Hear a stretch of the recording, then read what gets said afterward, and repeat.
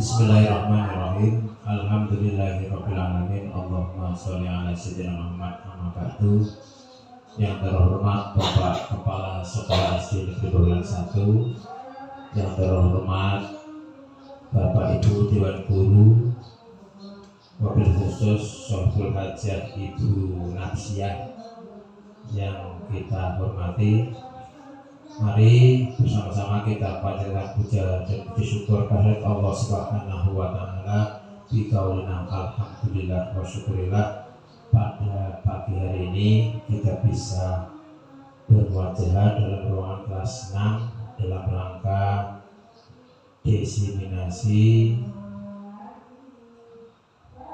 aksi nyata budaya positif di SD Negeri Bawelan 1.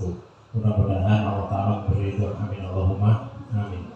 Salawat serta salam semoga senantiasa tercurahkan kepada Nabi besar Muhammad Sallallahu Alaihi Wasallam yang selalu kita nantikan syafaatnya di yaumul qiyamah nanti. Amin. Bapak Ibu yang kami hormati, di sini kami sebagai pembawa acara akan membacakan susunan acara yang berlangsung pada pagi hari ini. Yang pertama yaitu pembukaan, yang kedua menyanyikan lagu Indonesia Raya, yang ketiga sambutan dari Bapak Kepala Sekolah, yang keempat acara inti materi yaitu diseminasi aksi nyata budaya positif di SD Negeri Bawelan 1 yang disampaikan oleh Ibu Napsiah. Yang terakhir yaitu penutup. Mari kita buka acara pada pagi hari ini dengan umul kitab Indonesia Al-Fatihah. A'udzubillahi minasyaitonir rajim. Bismillahirrahmanirrahim. Alhamdulillahirabbil alamin maliki yaumiddin. Iyyaka na'budu wa iyyaka nasta'in. Ihdinas siratal mustaqim. Shiratal ladzina an'amta 'alaihim ghairil maghdubi 'alaihim. Terima kasih. Acara yang kedua yaitu menyanyikan lagu Indonesia Raya yang akan dipandu beliau Ibu Nur Fajar. Mohon hadirin dipersilakan untuk berdiri.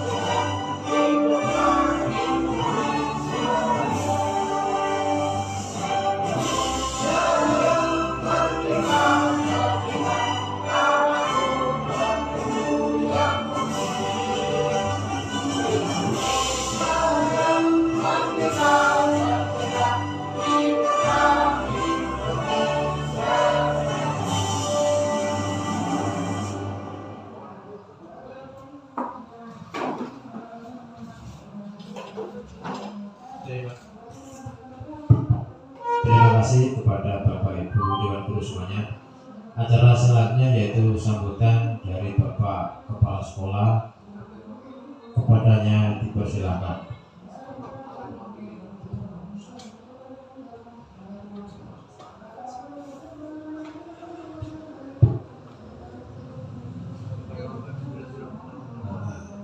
Assalamualaikum warahmatullahi wabarakatuh. Waalaikumsalam warahmatullahi wabarakatuh. Bismillahirrahmanirrahim. Alhamdulillahirabbil alamin. Wa bihi nasta'inu ala umuri dunya waddin. Wassalatu wassalamu ala sayyidil mursalin Sayyidina wa maulana Muhammadin wa ala alihi wa sahbihi ajma'in. Amma ba'd. Yang terhormat segenap Dewan Guru SDN Babalan 1, Wabil Khos, dan terhormat Bunda kita, guru kita, Bunda Rubiah, dan Wabil Khos yang kita patut banggakan, yaitu Bu Nafsiyah sebagai calon guru penggerak angkatan 11 dari SD kita.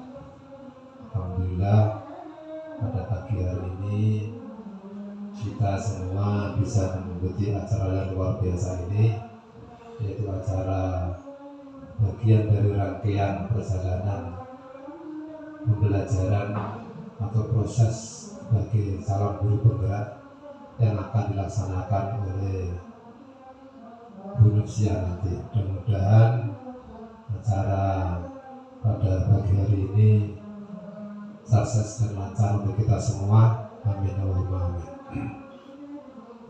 Salawat ma'asalam mudah-mudahan selalu kita aturkan, kita bacakan, kita doakan kepada Allah Ta'ala. Mudah-mudahan salam kita diterima oleh baginda Rasul dengan harapan kita semua mendapat syafaatnya beliau, syafaat di dunia wal akhirah. Amin Allahumma amin.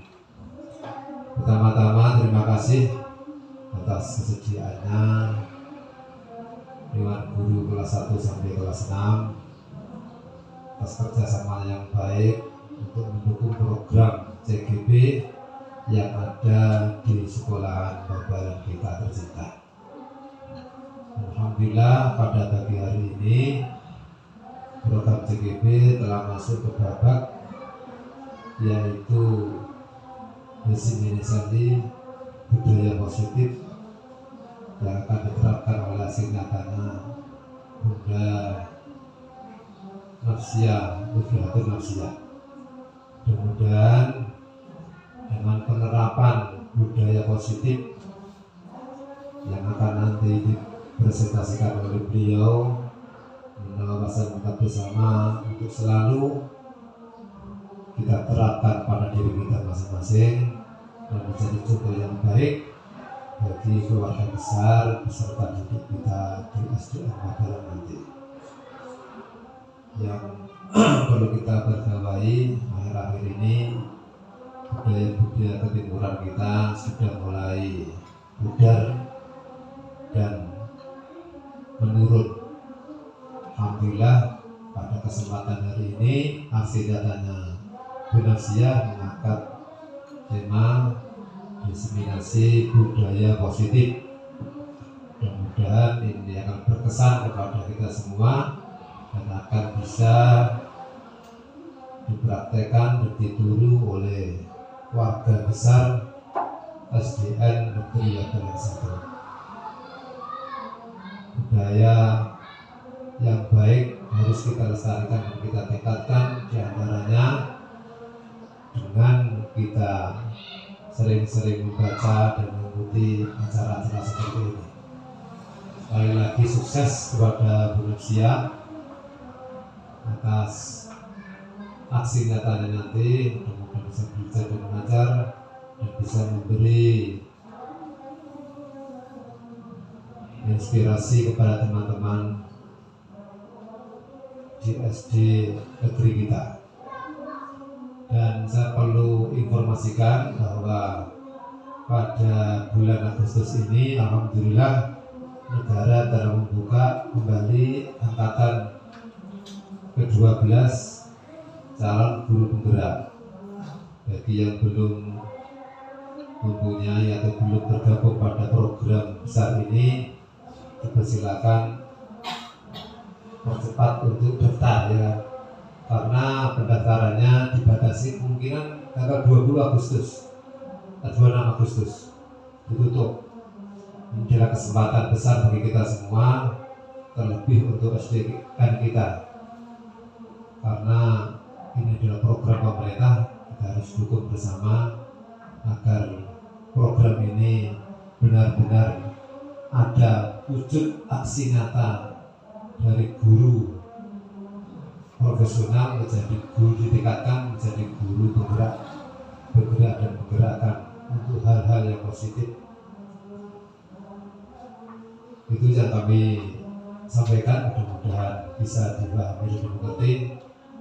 Nanti kita ikut bersama mendengarkan penjelasan dan paparan dari presentasi aksi nyata diseminasi budaya positif yang disampaikan oleh Bu Nafsia. Terima kasih dari saya dan minta maaf. Wassalamualaikum warahmatullahi wabarakatuh.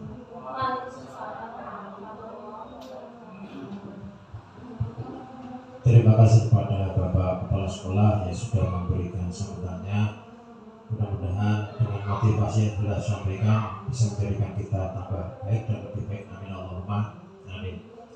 Acara selanjutnya yaitu acara inti materi diseminasi aksi nyata budaya positif di SD Negeri 1 yang akan disampaikan oleh beliau Ibu Nafsia. Kepadanya dipersilakan. Terima kasih.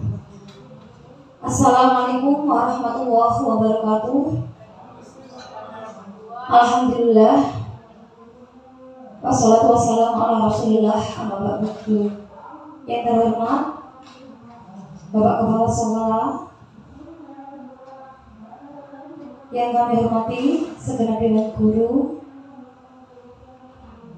Pertama-tama, marilah kita panjatkan puji syukur kehadirat Allah SWT pada pagi menjelang siang ini. Alhamdulillah semuanya diberi kesehatan. Kedua kalinya salawat serta salam tidak lupa kita haturkan pada junjungan kita, beliau Nabi Agung Muhammad Shallallahu Alaihi Wasallam. Semoga kita semuanya mendapatkan syafaatnya kelak di yaumul qiyamah nanti. Amin Allahumma amin. Terima kasih. Langsung ke materi ini. Sebelumnya saya mengucapkan terima kasih banyak kepada Bapak Ibu Guru yang sudah menyempatkan waktunya untuk acara diseminasi aksi nyata budaya positif. Okay? Ya, okay. Ini adalah perkenalkan guys, saya CDP angkatan 11. Di sini adalah aksi nyata diseminasi budaya positif di SD Negeri Babalan 1. Selamat dan bahagia untuk Bapak Ibu Guru semua. Perkenalkan, saya Nafsia, calon guru penggerak angkatan 11 Kabupaten Demak, Jawa Tengah. Ya, sebelum mulai, ya senyum dulu selama 30 detik ya. Senyum Bapak Guru biar mengawali pagi hari ini dengan penuh semangat ya. Alhamdulillah, biar tambah awet muda. Senyum selalu. Keadaan apapun kita harus senyum, oke? Selanjutnya di sini budaya positif, konsep intinya kita menyakup adalah seorang guru yang baik harus memiliki kemampuan dalam mewujudkan budaya positif di sekolah. Budaya positif tersebut dapat dijalankan dengan menerapkan konsep-konsep inti. Nah, di sini konsep intinya pertama adalah disiplin positif, kedua motivasi perilaku manusia, ketiga keyakinan sekolah atau kelas, empat kebudayaan dasar manusia, lima posisi counter restitusi, dan enam segitiga restitusi. Itu konsep intinya. Oke. Ya, nanti pertama adalah disiplin positif. Disiplin positif merupakan suatu cara penerapan disiplin yang mengajarkan anak bertanggung jawab dan menumbuhkan kesadaran diri berdasarkan nilai-nilai kebajikan.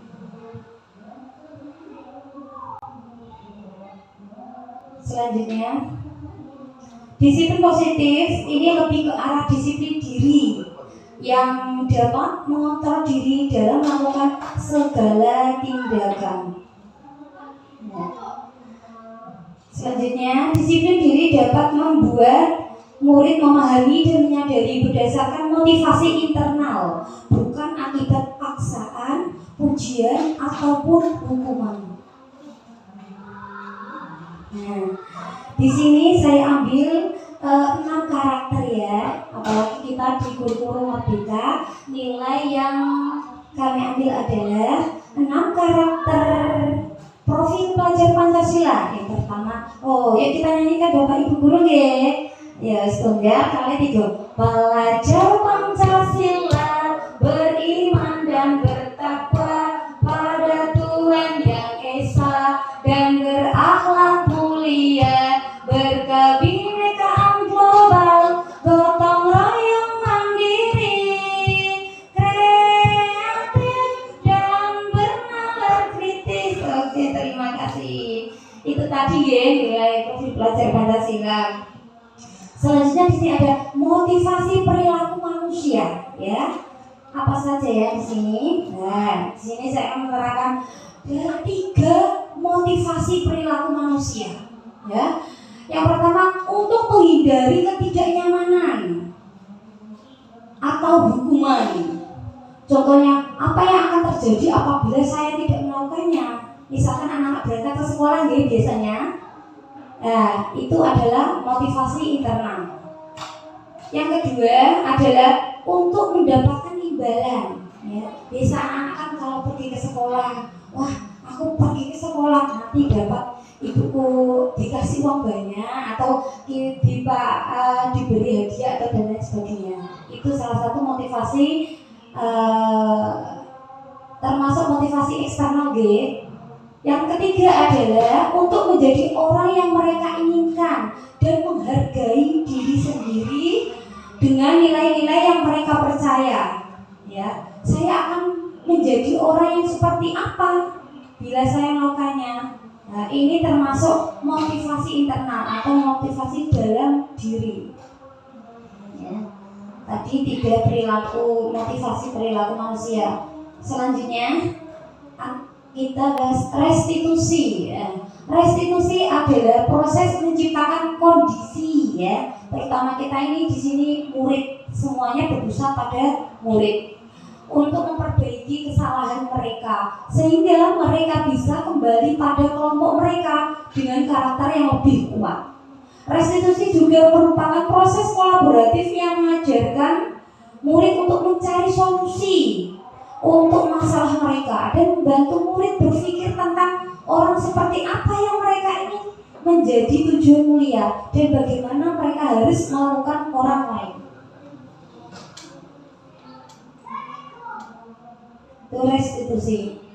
Selanjutnya di sini atau kita restitusi itu penguatan anak-anak.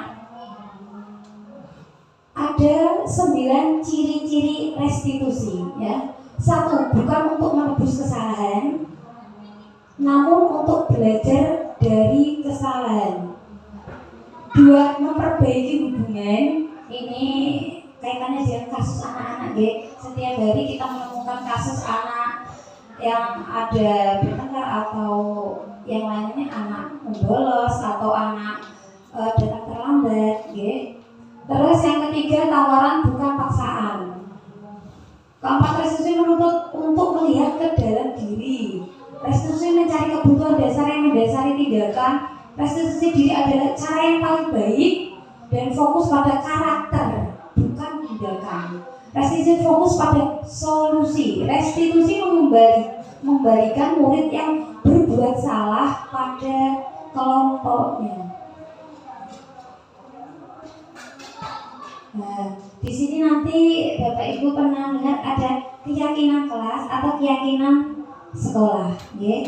Keyakinan kelas atau sekolah. Guru berperan dalam mewujudkan terbentuknya keyakinan sekolah atau kelas dengan adanya kesepakatannya. Kita di sini biasanya mengenal kesepakatan kelas, Ibu, Bapak, Guru. Kalau di sini nanti lebih keyakinan kelas adalah kesepakatan antara guru dan murid.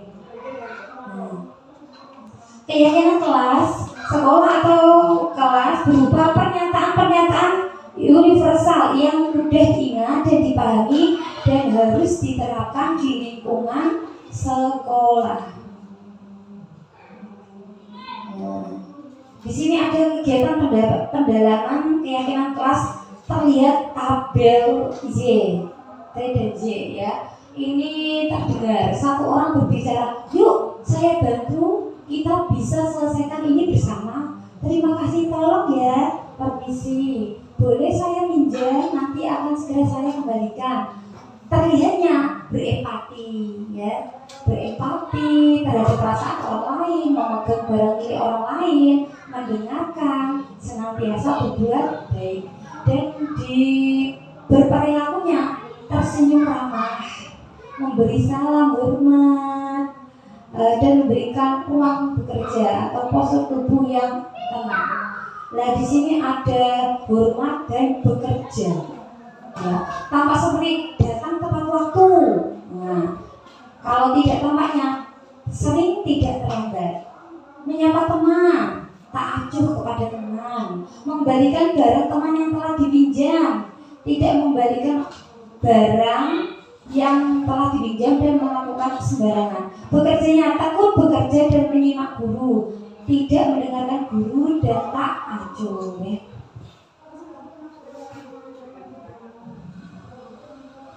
Selanjutnya di sini ada peraturan kelas atau keyakinan kelas. Nah, kalau peraturan sudah biasa didengarkan Bapak Ibu, ya.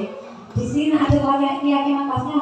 Coba ini kalau keyakinan kelas kok lebih universal, lebih umum kita dengarnya. Coba pertama, selalu kembalikan buku ke tempatnya. Nah, kita dengar biasanya peraturan, ya. Kalau keyakinan kelas itu tanggung jawab. Tanggung jawab berarti bisa mencakup semuanya, ya. Terus dilarang mengganggu orang lain. Itu maksudnya kalau keyakinan kelas menghormati orang lain. Terus hadir di sekolah 15 menit sebelum pembelajaran. Artinya keyakinan kelas menghormati orang lain. Dan sampai dilarang menggunakan narkoba, itu termasuk kesehatan. Jangan berlari di kelas atau koridor, itu keyakinan kelasnya keselamatan. Selanjutnya, Ibu guru, kita bisa mengetahui apakah itu hukuman atau konsekuensi, ya. Biasa kita dengar, ya, mencatat 100 kali, mencatat 100 kali di dalam buku kalimat saya tidak akan terlambat, itu termasuk hukuman, ya. Kita berarti bisa membedakannya nanti. Lari keliling lapangan basket 2 kali karena terlambat hadir, itu termasuk hukuman. Murid diminta untuk push up, ya, biasanya 15 kali karena tidak menggunakan masker, itu termasuk hukuman. Menggantikan kertas tugas yang telah dicoret-coret, itu termasuk konsekuensi. Dan membersihkan tumpahan air, konsekuensi. Terus murid disuruh untuk mengenakan sepatu seharian di sekolah karena tidak mengenakan sepatu hitam, termasuk hukuman. Dan terakhir, lari mengelilingi lapangan basket 2 kali karena terlambat 10 menit, itu konsekuensi. Ada bedanya nggak untuk pelajaran PJOK? Tadi ada juga mengelilingi lapangan 2 kali. Nah, kalau yang ini larinya pada mapel PJOK, jadi termasuk konsekuensi, tidak hukuman. Selanjutnya, perbedaan hukuman dan konsekuensi. ya. Sesuatu yang menyakitkan hukuman ya, biasanya kita kenal sejarahnya, sesuatu yang menyakitkan harus terjadi. Kalau konsekuensi itu sesuatu harus terjadi. Terus membuat anak sakit fisik maupun hati untuk jangka waktu lama. Konsekuensi membuat anak merasa tidak nyaman dalam jangka waktu pendek. Terus anak membenci kedisiplinan, anak menghargai kedisiplinan. Paksaan, stimulus, tanggapan, mendorong anak menyakiti diri sendiri, mendorong anak agar mudah disesuaikan. Dan terakhir, marah, rasa bersalah, dipermalukan, merasa tak dihargai, itu kehilangan hak, dibuat tidak nyaman, diasingkan untuk sementara. Selanjutnya, di sini ada identitas gagal sama identitas sukses. Kita sama-sama kadang menginterogasi anak, ada kasus, kita tanyakan, lah di sini ada identitas gagal sama identitas sukses. Coba kita lihat. Untuk hukuman ya, sesuatu yang menyakitkan harus terjadi ya. Di sini ada identitas sukses, disiplin, konsekuensi, sesuatu harus terjadi. Kalau restitusi merupakan pilihan. Ya, selanjutnya tidak nyaman. Murid tidak untuk jangka waktu panjang, tidak nyaman untuk murid atau untuk jangka waktu pendek. Nah, konsekuensi jangka pendek. Tapi kalau restitusi menguatkan untuk murid anak dalam jangka waktu panjang. Terus ada murid akan tersakiti ya.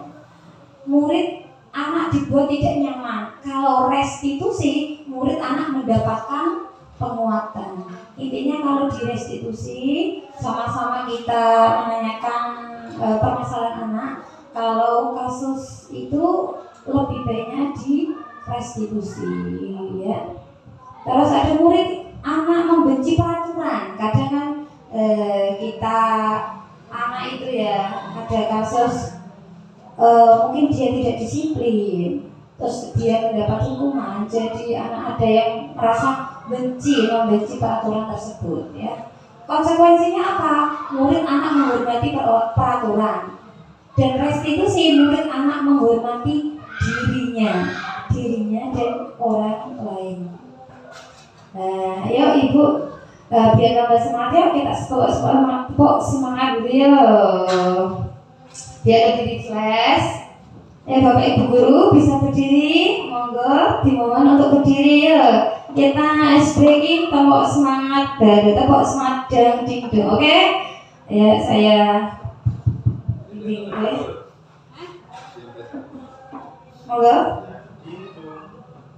Monggo benar.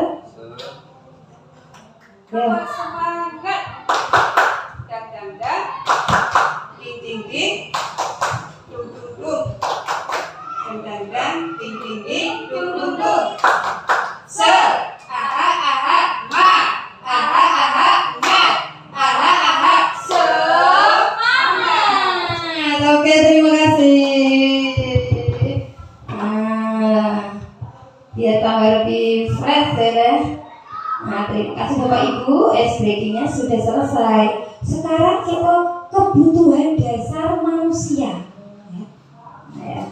Apa yang kebutuhan dasar manusia ya? Pernyataan ketika seorang murid melakukan suatu perbuatan yang bertentangan dengan nilai-nilai kebajikan atau melanggar sebenarnya dikarenakan mereka gagal memenuhi kebutuhan dasar.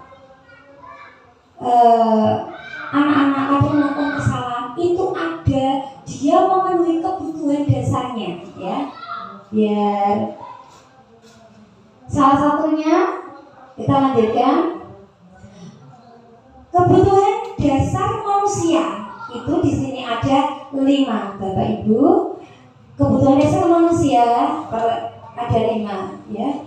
1, bertahan hidup. Yang kedua, kasih sayang dan rasa diterima. Ketiga, penguasaan. Keempat, kebebasan. Dan kelima adalah kesenangan. di sini semuanya terfokus pada kebutuhan peserta didik ya, yang kita utamakan. Ada studi kasus di sini Bapak Ibu. Ada Ibu Zuleha, guru wali kelas 9, sedang bingung menghadapi ulas salah satu murid di kelasnya ya. Di sini ada anak namanya Tommy. Beberapa anak telah mengeluhkan Tommy yang seringkali meminta bekal. Ada seorang anak, Tommy, seringkali ya, kadang kita menemui anak-anak kita kok sering jajan-jajanan teman-temannya ya. Ini meminta bekal makan siang mereka dengan paksa. Jika Anda menghadapi situasi Ibu Zuleha, apa yang Anda lakukan? Menurut Anda kira-kira apa alasan melakukan hal itu? Ya. Kenapa ya Tommy kok melakukan hal seperti itu? Kok sering mengambil bekal makanan ya? Satu, alasan pertama, karena kita harus tahu ya, karena ia lapar dan orang tuanya tidak membawakannya bekal makan siang. Maka kebutuhan dasar yang sedang berusaha dipenuhi adalah tadi yang pertama, bertahan hidup. Karena tadi lapar, dia minta temannya dan itu dia sangat memenuhi kebutuhan hidupnya, yaitu bertahan hidup. Terus alasan yang kedua adalah karena dia merasa senang temannya ketika jadi memperhatikan dia. Tommy mengambil makanan temannya. Jadi temannya lebih perhatian. Oh, Tommy kiwa lapar, perutnya lapar. Dia ingin makan. Dia jadi pengen diperhatikan. Itu termasuk kebutuhan kasih sayang dan rasa diterima ya. Berarti kita tahu ya Bapak Ibu guru, pertama tadi kebutuhan dasar, yang kedua kasih sayang, yang ketiga adalah karena temannya jadi takut dengan dia dan menuruti keinginannya. Nah, berarti maka sebetulnya Tommy sedang berusaha memenuhi kebutuhan dasarnya akan kekuasaan. Dia mengambil bekal temannya. Jadi dia itu pengen berusaha memenuhi kebutuhan dasarnya, yaitu kekuasaan. Selanjutnya adalah alasan yang keempat, karena dia merasa bosan. Kadang kita temui anak-anak merasa bosan, pasti anak-anak membuat ulah ya. Dengan bekal makanan yang dibawakan ibunya dari rumah, karena ibunya selalu membawakan bekal yang sama. Ibunya membawakan kadang bekal, tapi bekal makannya itu sama gitu-gitu terus. Jadi Tommy merasa bosan ya. Berarti itu dia memenuhi kebutuhan kebebasan. Dan alasan yang terakhir adalah karena ia melakukannya karena iseng ya. Kadang-kadang kita temui ada anak-anak yang merasa iseng itu karena dia ingin menikmati ekspresi wajah teman-temannya. Nah, wajah-wajah temannya kalau jengkel atau gimana dia iseng, senangnya. Berarti dia ingin memenuhi kebutuhan kesenangannya. Nah, itu tadi kebutuhan dasar. Posisi kontrol restitusi ya. Posisi kontrol restitusi apa saja? Ya, yang pertama, di sini ada 5 posisi kontrol. Ya, ini ya kita semuanya ya. Guru sebagai penghukum. Yang kedua, guru sebagai pembuat merasa bersalah. Ketiga, guru kadang sebagai teman dan pemantau dan manajer. Itu posisi kontrol restitusi. Ya. Selanjutnya di sini ada motivasi, identitas gagal, sukses, identitas berhasil. Contohnya, kalau penghukum, guru berbuat apa? Menghardik, menunjuk-nunjuk atau menyakiti, menyindir. Berceramah, kalau pembuat salah. Bu guru contohnya, bu guru sudah capek-capek mengajar kok kamu tidak memperhatikan. Jadi anak terkesannya merasa bersalah. Oh iya, aku sudah capek-capek gara-gara aku ya. Itu membuat merasa bersalah. Yang kedua, teman membuat alasan-alasan untuk muridnya. Pemantau dan manajer mengajukan pertanyaan-pertanyaan ya. Untuk langsung hasilnya, untuk penghukum biasanya anak memberontak, menyalahkan orang lain atau berbohong. Pembuat rasa bersalah, menyembunyikan, menyangkal, berbohong. Kalau teman itu ketergantungan. 4, menyesuaikan diri. Dan yang manajer itu menguatkan. Intinya posisi kontrol 5. Dan yang paling baik, yang paling kita terapkan biasanya itu di posisi kontrol manajer, itu menguatkan pribadi anak. Oke.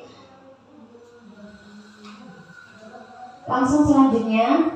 Nah, di antara posisi kontrol tersebut sebaiknya seorang guru menggunakan tadi sebagai posisi manajer.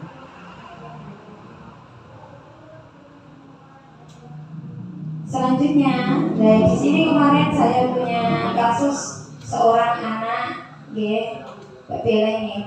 Sebagai manajer, guru dapat berbuat sesuatu bersama murid. Kalau manajer, guru berbuat sesuatu bersama pada murid, mempersilahkan murid bertanggung jawab dan mendukung murid agar dapat menemukan solusi. Intinya kayak anak diajak menyelesaikan masalahnya, diajak bareng, bukan atas diri kita sendiri. Yang kedua, selain itu posisi manajer mengacu pada restitusi yang dapat menjadi murid sebagai manajer bagi dirinya sendiri, sehingga dapat tercipta identitas positif pada diri murid. Selanjutnya, segitiga restitusi. Nah, di sini Ibu Bapak Guru, di poin yang sini ini ada kasus yang biasanya anak-anak ya. Yang pertama, kita menstabilkan identitas. Terus kedua, validasi tindakan yang salah dan menanyakan keyakinan ya. Selanjutnya, tadi udah kamu punya alasan mengapa yang menstabilkan identitas setiap orang ya. Untuk yang pertama, cara menanganinya menstabilkan identitas. Setiap orang pasti pernah melakukan kesalahan. Terus kamu bukan satu-satunya yang pernah melakukan ini. Terus validasinya, kamu tentu punya alasan mengapa kamu melakukan itu, seperti kasus suami tadi. Kok kenapa dia mengambil makanan berkata makanannya dengan paksa? Pasti punya alasan. Adakah cara yang lebih efektif untuk mendapatkan apa yang kamu butuhkan? Yang terakhir, menanyakan keyakinan. Nilai-nilai apa yang telah disepakati? Misalkan, tadi kamu mengambil makanan, nilai apa yang kita sepakati? Kita harus tanggung jawab ya. Atau menghormati orang lain. Dengan anak mengambil makanan berarti dia mengambil haknya teman yang lain. Kamu ingin menjadi orang seperti apa kalau dia terus-terusan melakukan itu ya. Selanjutnya, menstabilkan identitas. Menstabilkan identitas dilakukan berdasarkan prinsip bahwa membuat kesalahan adalah bagian dari proses pembelajaran yang nantinya akan menggeser identitas gagal ke identitas sukses. Selanjutnya adalah nah ini ciri-cirinya, menstabilkan identitas itu seperti apa? Pertanyaannya, pertama, berbuat salah itu hal yang manusiawi. Allah tidak ada manusia yang sempurna. Kita pasti bisa menyelesaikannya. Permasalahan ini Bapak Ibu Guru tidak tertarik untuk mencari tahu siapa yang benar, siapa yang salah. Bapak Ibu Guru lebih tertarik untuk menyelesaikan masalah. Kalau kamu menyalahkan dirimu sendiri terus-menerus, apakah kamu bersikap baik pada dirimu? Itu menstabilkan identitas. Terus validasi tindakan yang salah. Validasi tindakan yang salah dilakukan berdasarkan prinsip bahwa setiap perilaku berupaya memenuhi, setiap perilaku berusaha memenuhi kebutuhan tertentu, sehingga guru atau orang tua akan bergeser dari pemikiran stimulus respon menjadi proaktif serta akan lebih mengenali dan mengakui kebutuhan murid. Selanjutnya adalah validasi tindakan yang salah. Kamu pasti punya alasan mengapa kamu melakukan hal tersebut. Oke, itu pertanyaannya. Apa yang penting bagi kamu? Kamu boleh tetap berusaha menjadi sikap itu, tapi tambahan sikap yang lain yang baru. Maukah kamu belajar cara lain untuk mendapat yang kamu butuhkan tanpa harus, contohnya kasus memukul atau mengambil bekal makanan temannya tadi.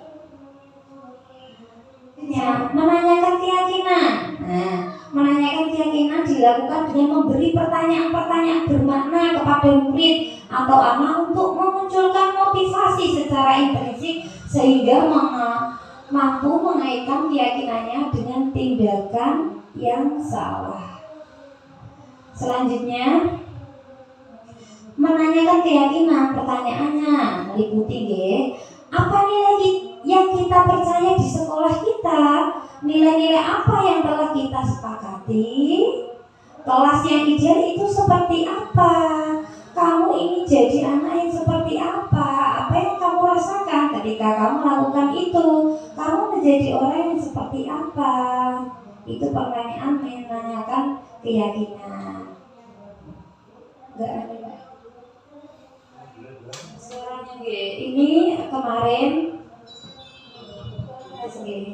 Ini kemarin saya melakukan segitiga restitusi. Contoh penerapan segitiga restitusi. Di sini anak yang kita sering temui, ini anak membuang sampah sembarangan. Penerapannya kita menstabilkan identitas.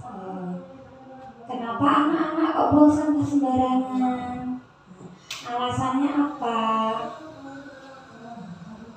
Ya, ini Mas Putra kelas 1. Kalau ini kita sesuaikan kelasnya karena kelas atas kan bintangnya kan Motor ini kelas 1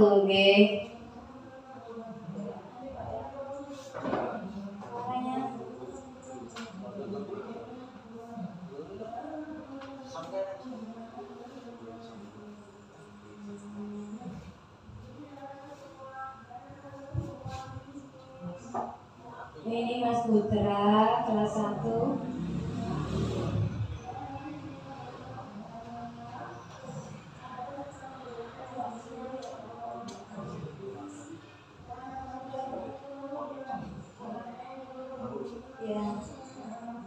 Intinya itu tadi kita menanyakan anak, kenapa kamu melakukan hal tersebut, kenapa sama sembarangan. Tadi tanya, lupa Bu. Oh iya, tidak apa-apa, namanya manusia juga. Bukan saja Mas Putra, saya juga Bu Guru pernah melakukan kesalahan. Itu di identitas, validasi, menstabilkan identitas. Yang kedua adalah kita harus tahu kenapa kok anak tersebut kok membuang sampah sembarangan. Tadi jawabnya lupa Bu. Oh iya, tidak apa-apa. Di sini memang Bu Guru tidak akan mencari kesalahan. Bu Guru ingin memberikan solusi ya. Terus saya tanyakan, nah keyakinan apa? Mas Putra sudah melanggar keyakinan apa? Berarti tidak menjaga kebersihan dengan anak-anak membuang sampah sembarangan. Keyakinan kelas kemarin kalau sudah menetapkan keyakinan kelas, ayo menjaga kebersihan, saling menyayangi. Dengan adanya Mas Pura tadi membuang sampah sembarangan berarti melanggar keyakinan tidak menjaga kebersihan ya. Itu videonya dari hari itu penerapan segitiga restitusi. Yang pertama, menstabilkan identitas, validasi tindakan yang salah.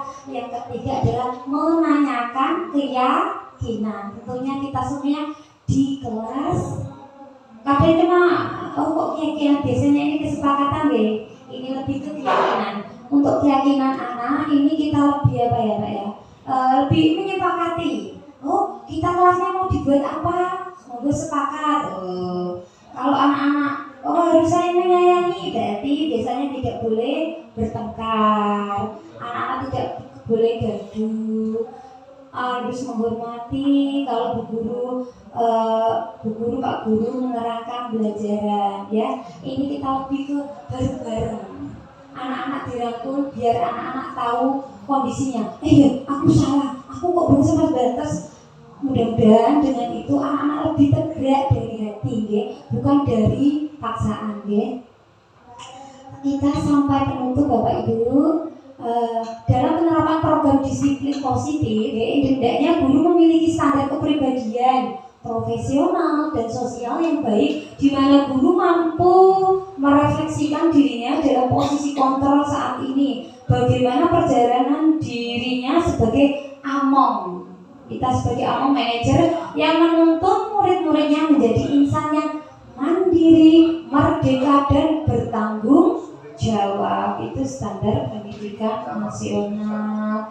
Demikianlah Bapak Ibu presentasi yang dapat saya lakukan. Kurang lebihnya saya mohon maaf yang sebesar-besarnya. Demikian.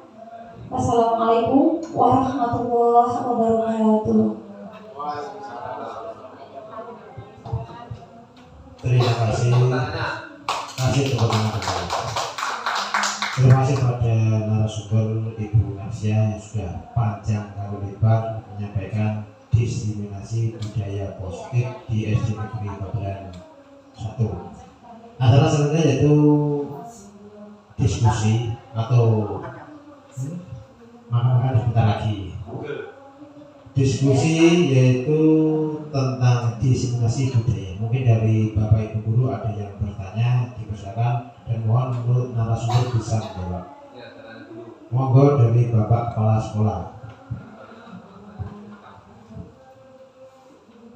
Terima kasih atas kesempatan diskusi awal ini. Yang saya tanyakan dari paparan presentasi Bu Narsya adalah dorongan kita atau peserta didik untuk berbuat baik. Tadi kan ada 3. 1 karena takut hukuman. 2 karena ingin dapat hadiah atau imbalan. Yang ketiga adalah Yang ketiga adalah ingin menjadi baik atau menjadi sempurna atau prestasi.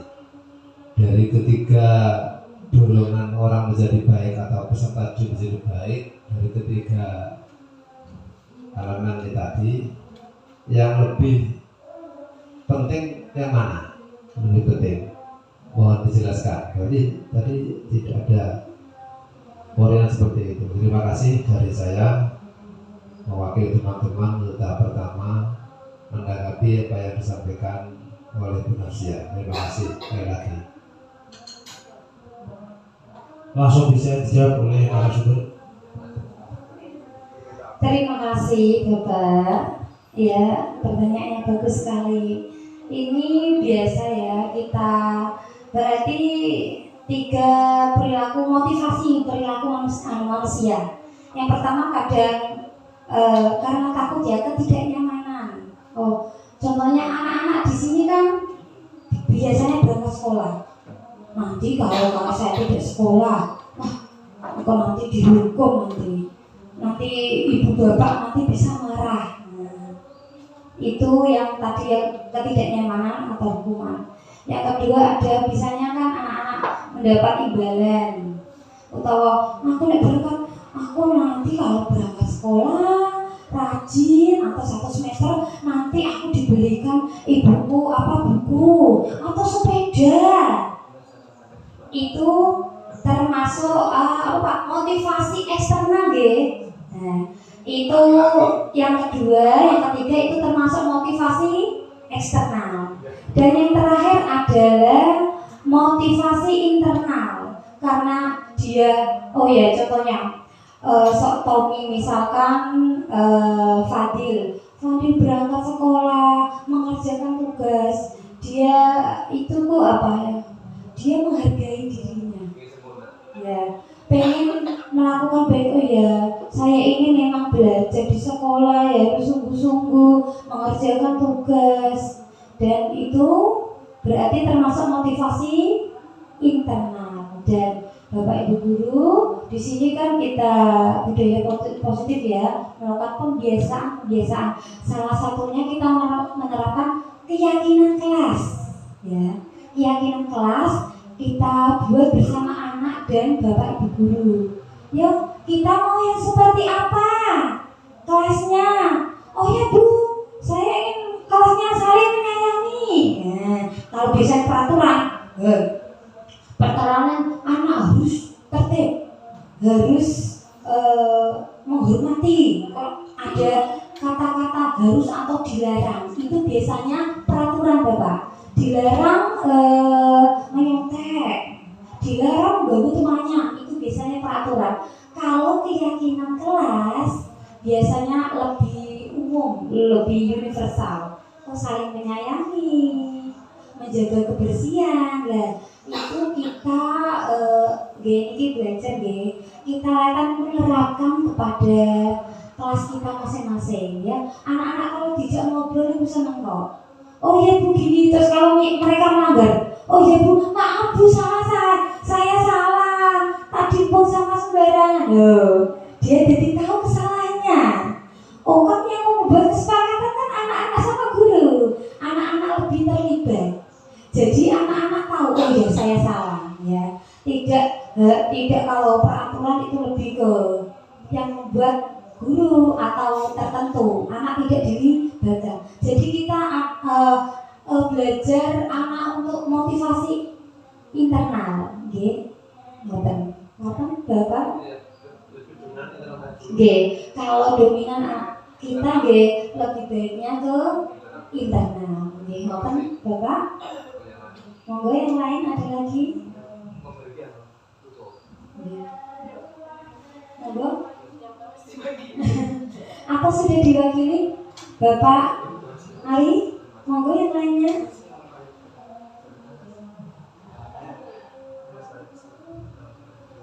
Pak Tore? Sudah? Monggo.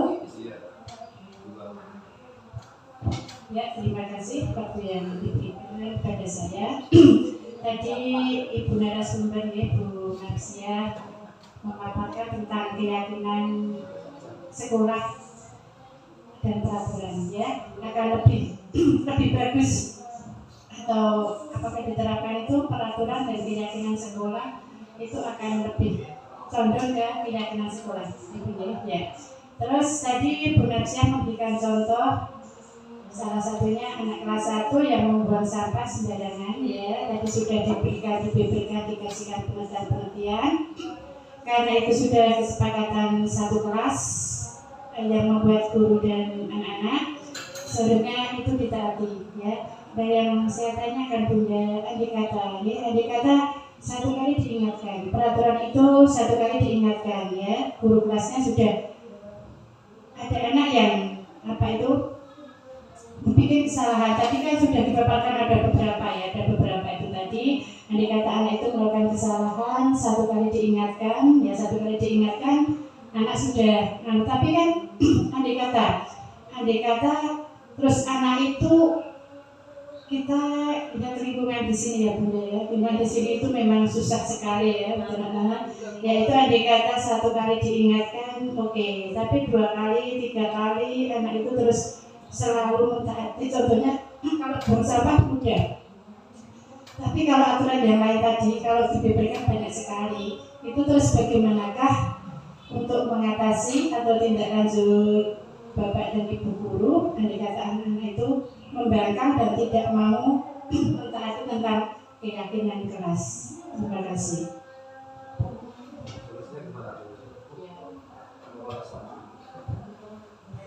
Oke, terima kasih nggih.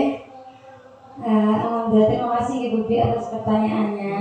Intinya bagaimana kita mengatasi untuk anak-anak yang belum melaksanakan keyakinan kelas.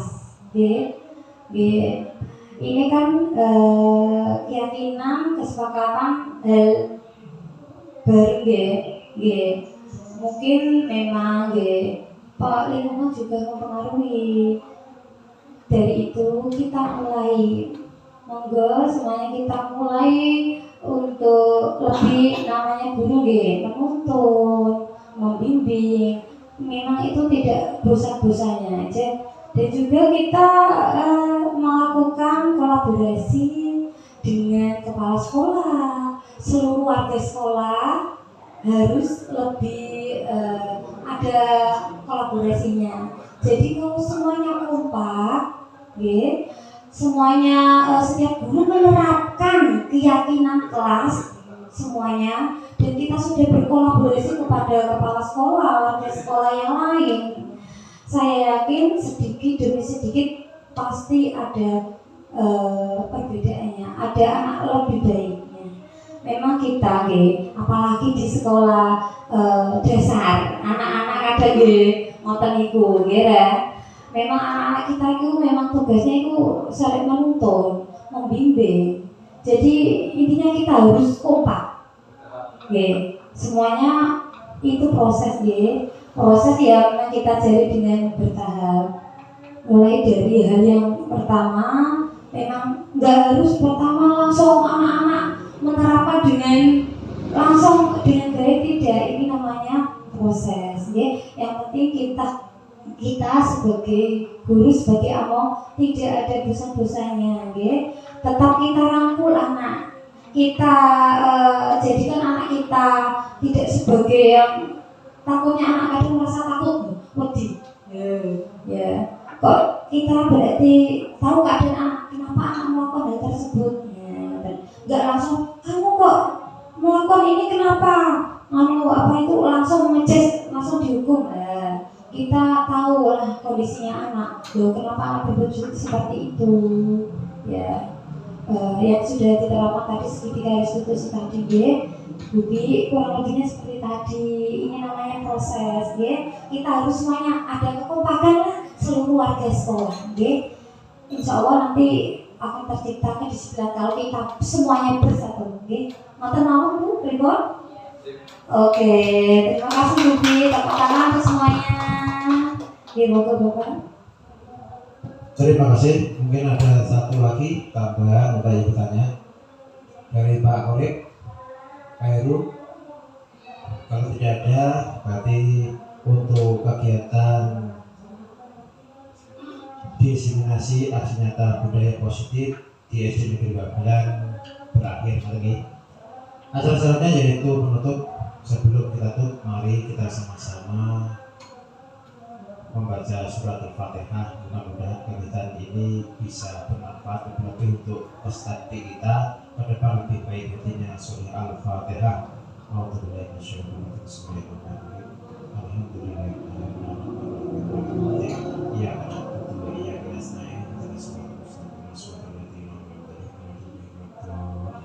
Terima kasih. Kurang lebihnya mohon maaf dari kami sebagai pembawa acara. Mohon maaf jika ada salah kata. Akhir kata, assalamualaikum warahmatullahi wabarakatuh.